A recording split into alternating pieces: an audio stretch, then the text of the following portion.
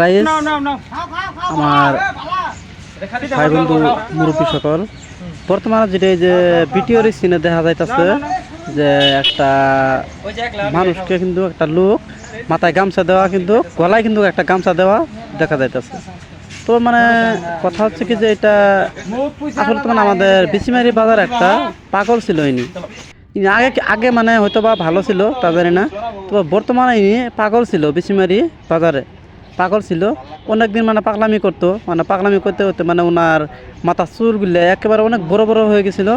হওয়ার পরে মানে অনেক দিন থাকলো, থাকার পরে মানে মানুষে মানে নানান ধরনের নানান কথা হইতো মানুষে। মানে আপনারা তো সবাই জানেন যে একটা মানুষ পাগল হলে তাকে কেউ ভালোবাসে না, অথবা কারো ঘরের দিয়ে দরজায় গেলে বা কারো দোকানের দরজায় গেলে তাকে মানে কিন্তু ধাক্কা দেখে দেওয়া হয়। মানে সেটা তো পাগল, তাকে ভালোবাসবে কেন? যার টাকা আছে তাকে সবাই ভালোবাসবে।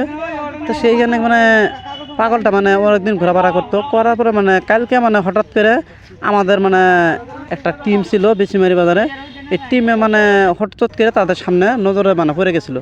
পড়ার পরে মানে সেটা ওনারা তাকে ধরে নিয়ে বিচিমারি স্কুল ফিল্ডে নিয়ে হেরে সেইখানে মানে মাথা চুল সম্পূর্ণ কেটে দিছে। কেটে হেরে সেইখানে টিমের তরফের থেকে একটা গেঞ্জি দেওয়া হয়েছে, আর টিমের তরফের থেকে একটা প্যান্ট দেওয়া হয়েছে, ওনাকে একটা নতুন একটা গামছা দেওয়া হয়েছে। এসব কিছু মানে তাকে পিন্ডায় দেওয়ার পরে দিয়ে হেরে কিন্তু ওনাকে তো খিদে লাগছে, কিছু না কিছু খাওয়ার লাগবো। কিন্তু তাকে কিন্তু আয়নার সামনে নেওয়া হয় না, আয়নার সামনে নিলে কিন্তু সে নিজেই কিন্তু ভয় পাইতো। কারণ আগে তো নিজের চেহারাটা অন্য রকমের আছিল, আর এখানকার চেহারাটা আর আগের চেহারাটা তো অনেক ডিফারেন্স, মিলবে না। তারপর মানে হঠাৎ করে মানে সেটা না করে হোটেলের পাশে নেওয়া হয়েছে, নিয়ে হেরে কিন্তু সেইখানে তাকে ওআরএস কিনে দেওয়া হয়েছে, আর মানে বিভিন্ন খাবার তার হাতে দেওয়া হয়েছে। সেখানে দেখতেছেন যে আমার টিমের তরফ থেকে একজন মানে ক্যামেরা করছিল মোবাইলের, সেখানে আবার আরেকটা ভাই কিন্তু ওআরএস তাকে খাওয়ার জন্য অনেক চেষ্টা করছে, কিন্তু মানে সে খায় নাই, অনেক ভয় পাইছে। পাওয়ার পর মানে টিমের তরফ থেকে কওয়া হয়েছে যে ঠিক আছে ওআরএসটা ওনাকে দাও, উনি নিজে খেয়ে নেবে।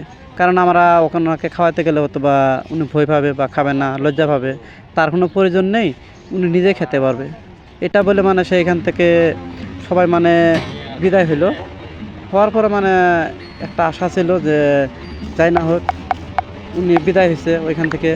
বিদায় হওয়ার পরে মানে দোয়া করি ইনশাল্লাহ, সবাই দোয়া করবেন ও যেন ভালো ভালো যেন থাকতে পারে, ভালো ভালো যেন খাইতে পারে, সবাই যেন ওখানে যেন ভালোবাসে।